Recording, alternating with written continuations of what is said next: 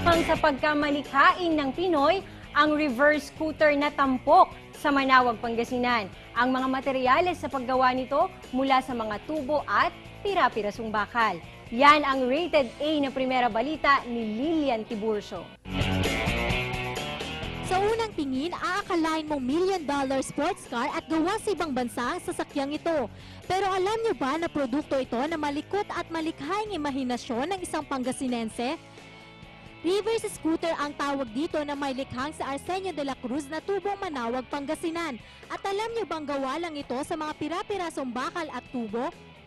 Dati po siyang sirang scooter, saka pirasong bakal po ito dati. Para mapaganda, finibal ko po siya. Dahil sa hilig sa sasakyan, naisipan ni Arsenio na gawing kakaiba ang kanyang lumang scooter gamit ang materyales sa kanyang bahay.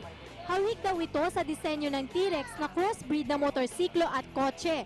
Isang buwan ang inilaan ni Arsenio para mabuo ang pinagmamalaki nitong sasakyan.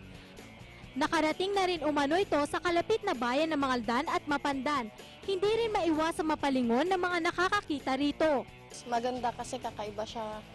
Dito sa atin, wala akong nakikita kagaya niya. Para sa Primera Balita, Lilian Tiburcio.